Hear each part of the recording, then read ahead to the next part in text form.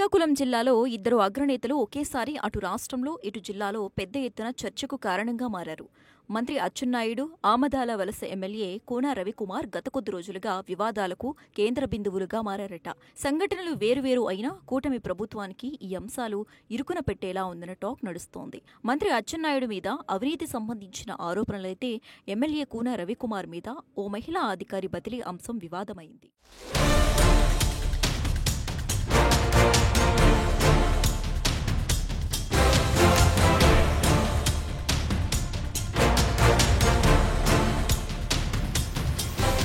వీరిద్దరూ ఒకే పార్టీలో ఉంటూ ఎవరి కుంపటి వారిదన్న చందంగా ఉంటున్నారట.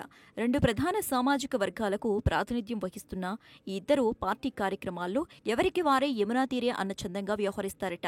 గతంలో వీరిద్దరూ ఎంతో అన్యోన్యంగా ఉంటూ పార్టీ కార్యక్రమాల్లో చురుగ్గా ఉండేవారు. కూటమి ప్రభుత్వం ఏర్పాటు తర్వాత ఆమదాల వలస ఎమ్మెల్యే కూన రవికుమార్ తనకు కేబినెట్ బెర్త్ ఖాయమని భావించారు. కానీ ఊహకందని విధంగా ఆఖరి నిమిషంలో అచ్చెన్నాయుడు ఆ పదవిని గద్దలా తన్నుకుపోయారని జిల్లాలో పెద్ద చర్చ జరిగింది. అప్పటి నుంచి వీరి మధ్య గ్యాప్ తారాస్థాయికి చేరిందట. జిల్లాలో ఎవరి అవకాశాలు వారు వినియోగించుకుంటూ ఒకరిపై ఒకరు ఆధిపత్యం సాధించడానికి ప్రయత్నాలు చేస్తున్నారట.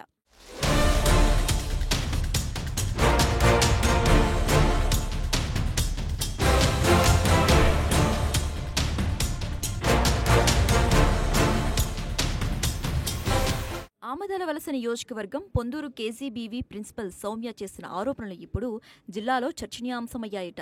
రవికుమార్ తనను మానసికంగా, శారీరకంగా వేధిస్తున్నారని సౌమ్య ఆరోపణలు చేశారు. అయితే ఈ ఎపిసోడ్ మొత్తంలో మంత్రి అచ్చెన్నాయుడి హస్తముందని విపక్షాలు ఆరోపణలు గుప్పిస్తున్నాయి. మంత్రివర్గ విస్తీర్ణలో కూన రవికి అవకాశం వస్తుందనే ఉద్దేశంతో అచ్చెన్న కుట్ర పన్నారని టాక్ వినిపిస్తోంది.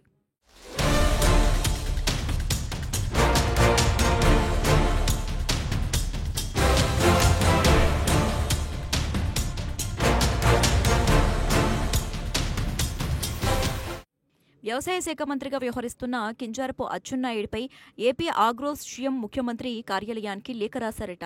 ఆ లేఖలో అడ్డగోలు దోపిడీలకు తాను సహకరించలేదని, తనను బదిలీ పేరుతో వేధిస్తున్నారని ఆవేదన వ్యక్తం చేశారట. ఈ విషయంపై ఇప్పటికే జిల్లాలో వైసీపీ నాయకులు అచ్చెన్నాయుడిని మంత్రివర్గం నుంచి బర్తరఫ్ చేయాలని డిమాండ్ చేస్తున్నారట. మొత్తానికి ఇద్దరి వ్యవహారం జిల్లా రాజకీయాల్లో పెను సంచలనంగా మారాయి.